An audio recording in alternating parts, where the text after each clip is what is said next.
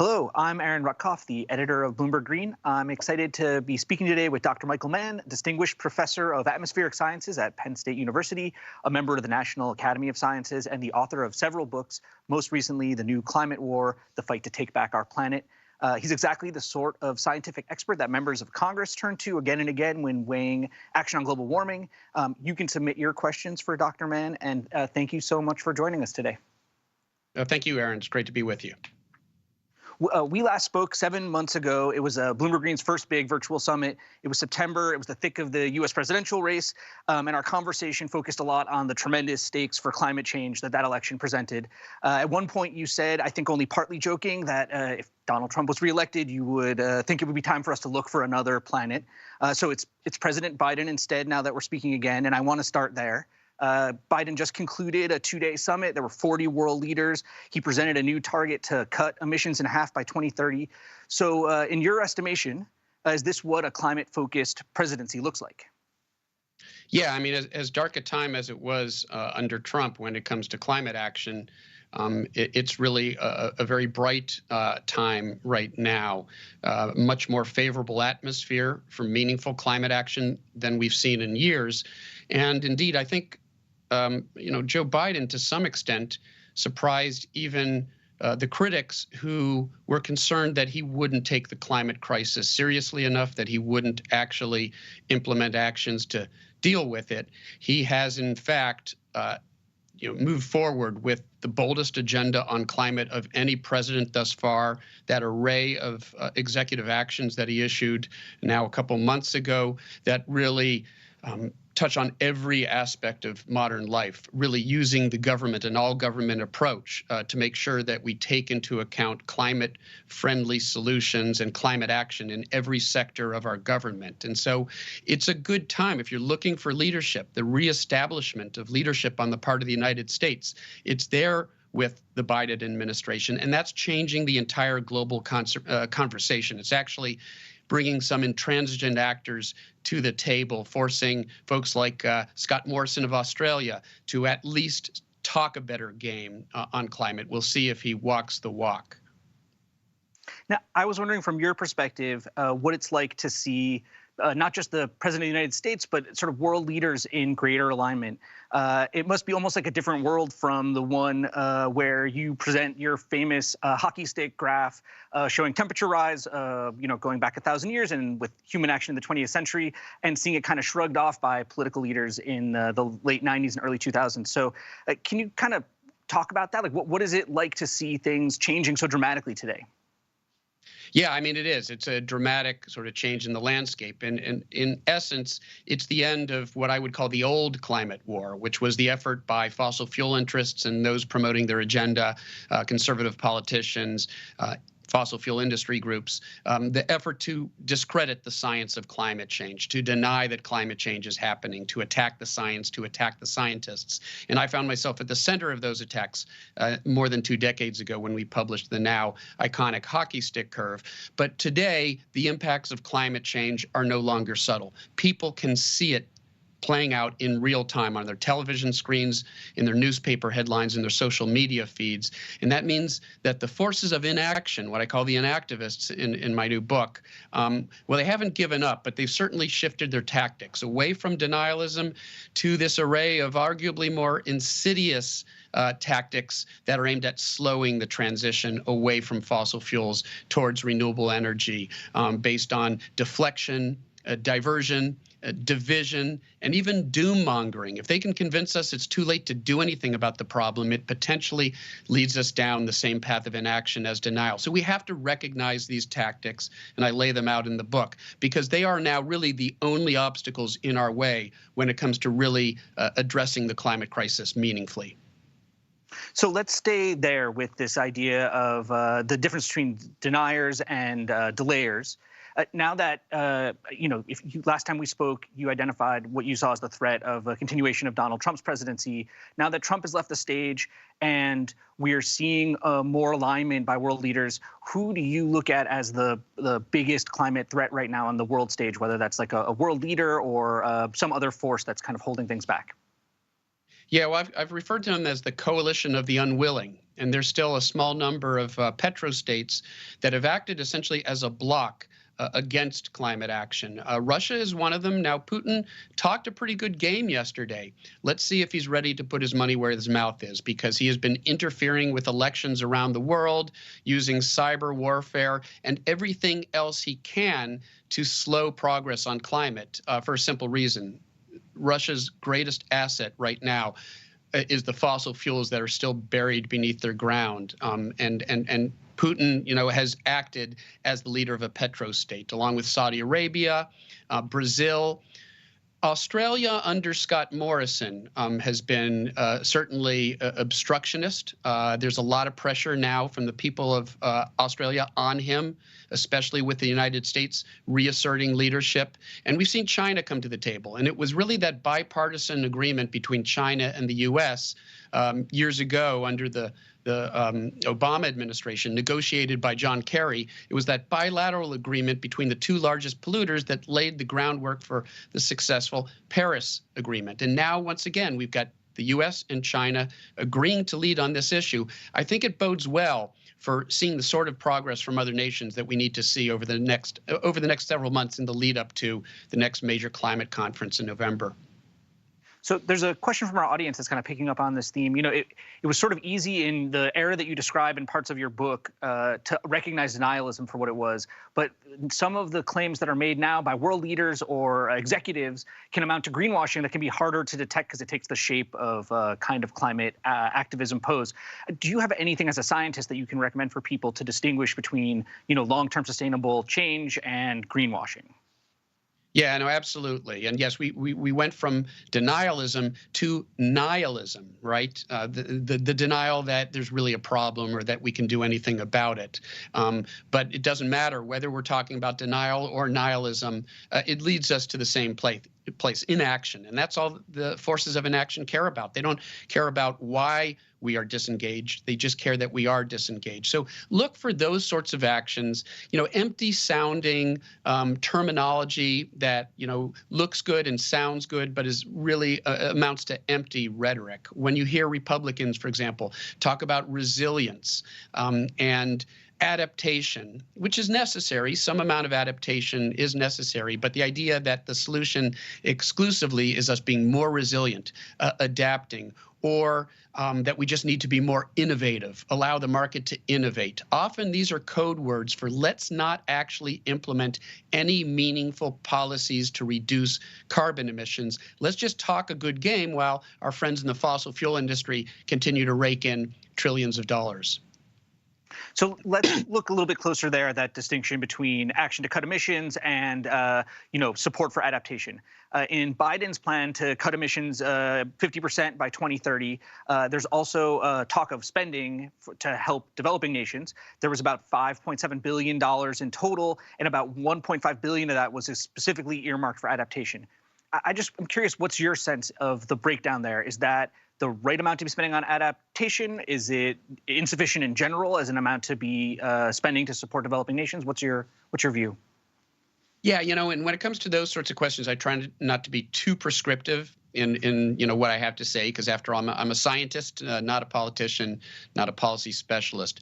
But what I can tell you is that we do have to address each of those things. The former presidential science advisor under Barack Obama, a good friend of mine, John Holdren, once said that the solution, what we do about climate change, is going to consist of three things: mitigation, preventing that climate change that we can still prevent; adaptation, adapting to those changes that are now inevitable; and suffering. And what he really means by suffering is, look, especially in the developing world, they have less resources, they have, less resilience, and so it is incumbent upon us in the industrial world, those of us who have this legacy of having had 2 centuries of cheap access to dirty energy. It falls upon us to make sure that they have the resources to both adapt and cope with the impacts that they're already feeling, and we have to help them leapfrog. We don't want them going through the fossil fuel stage that we went through.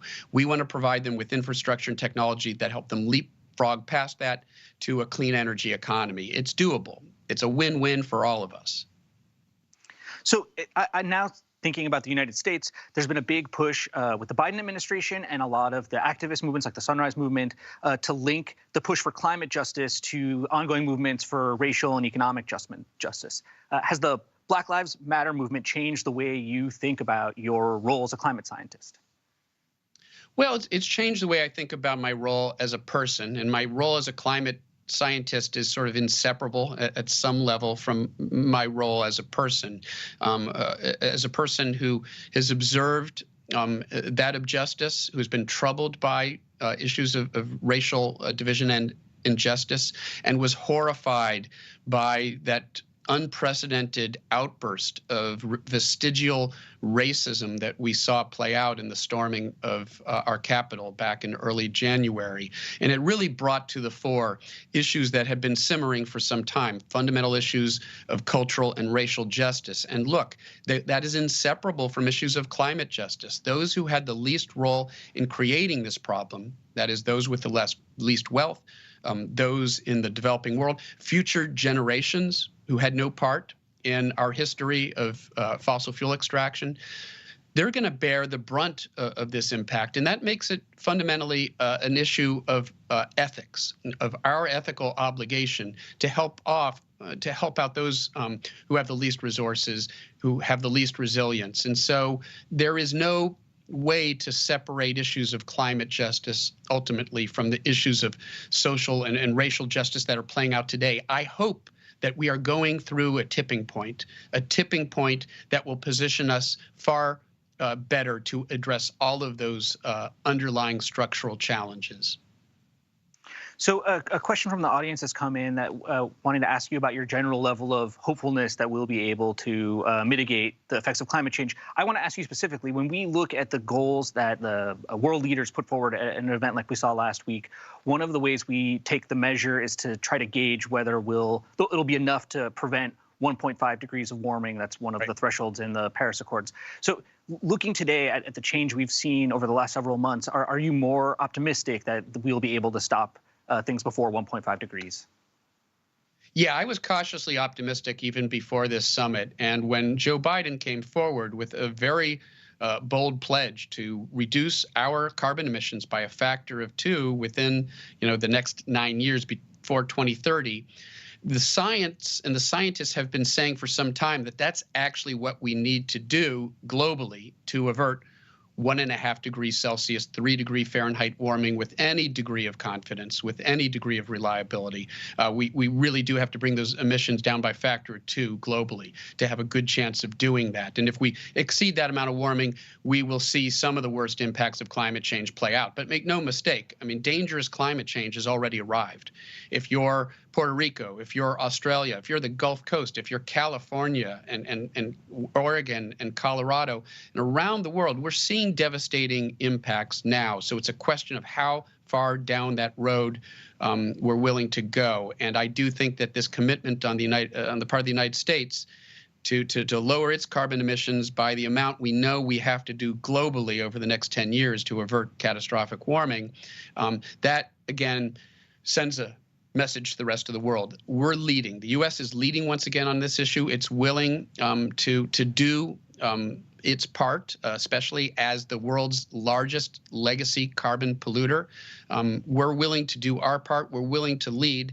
I think it's going to bring other intransigent actors to the table. And I think we can now envision several months from now, when we arrive at the next conference of the parties in November, COP26, this international climate conference, I think we will see other pledges from other polluters that put us pretty close to that path we need to get on. Not all the way there. We're still going to have to do a whole lot of work, but at least we're bending that curve downward, and in a way that allows us to still preserve this livable climate. We have not yet exceeded the limits of a livable climate, and we're taking the actions now necessary to try to ensure that we don't.